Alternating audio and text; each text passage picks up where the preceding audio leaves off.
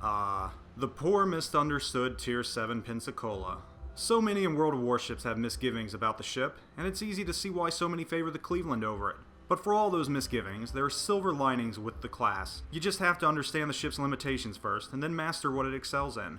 The real Pensacola-class wasn't that popular either. Only 2 were produced before quickly being replaced by the Northampton-class.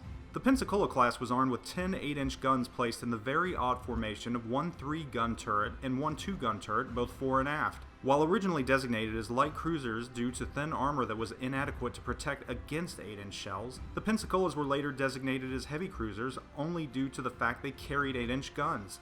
The lead ship, USS Pensacola, would survive World War II, earning 13 battle stars. Nicknamed the Grey Ghost by Japanese propagandist Tokyo Rose, Pensacola spent a lot of time as part of carrier task forces, providing anti-air support, at which she was extremely successful. She would even survive a torpedo hit to her bow. After repair, she finished the war out by bombarding the shores of Okinawa during the invasion. Sadly, after the war, the Pensacola would eventually become a target for atomic explosions, as did many other World War II ships. So what is the deal with the Pensacola as far as World of Warships is concerned? I'll be honest, I've had problems with this review. Every time I play with the Pensacola, I alter my thoughts more and more. When you get down to brass tacks, it's a ship with an identity crisis. What you have is basically a small battleship or battlecruiser stuck in a light cruiser's body. The guns on the Pensacola, while being a generous and powerful 8 inches, turn anemically, taking a long time to get on target. Reload time is equally painful, and aiming is much more difficult than the Pensacola's predecessor, the venerable Cleveland. Speaking of the Cleveland, you can take no more damage than the Cleveland. This leaves the Pensacola at a huge disadvantage, as the slow reload time leaves her an open target in close-range battles for just about every ship class. Even destroyers can go to town on the Pensacola. To cause even more grief, like the Cleveland, the Pensacola's guns are brittle and prone to destruction.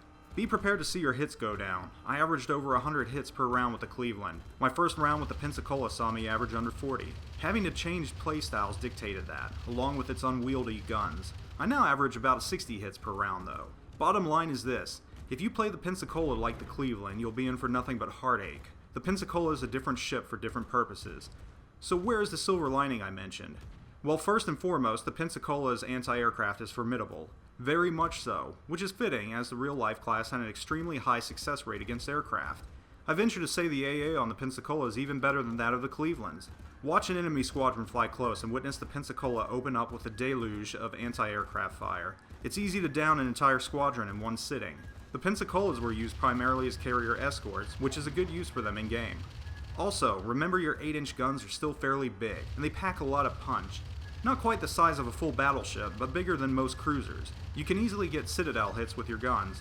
Really, the best role for this class is to play defensively. Hang back and protect the carriers, or stick close to your home base and protect it from aggressors.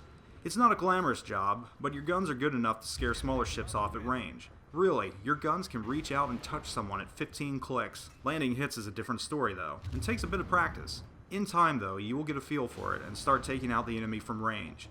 The Pensacola is at its best in medium to long-range engagements. Don't try to engage in close-range battles. Hang back at home, keeping an eye on your carriers and control points. Part of the issue with the Pensacola is that it's no easy task grinding for it. Costing over 30,000 experience points, the payoff for your tenacity is somewhat anticlimactic.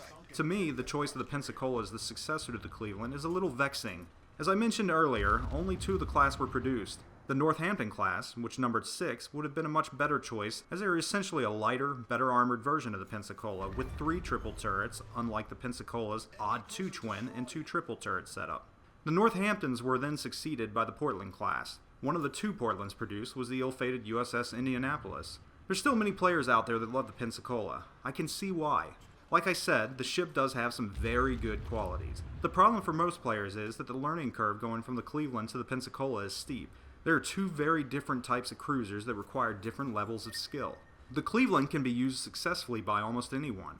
The Pensacola requires a little more skill and practice. It'll definitely make you a better player if you can master it, but mastering it is no easy challenge. If you're enjoying the Cleveland in the beta and are satisfied with it, then I see no reason to unlock the Pensacola, especially if you're just a casual gamer. On the other hand, if you plan on unlocking every ship, the Pensacola will offer you a worthy challenge. You'll hate it at first, because the Cleveland is everything the Pensacola is not. However, with a little time, you can make the Pensacola work to your advantage. So there you have it, a review of the Pensacola. It's not a bad ship at all, it's just misunderstood.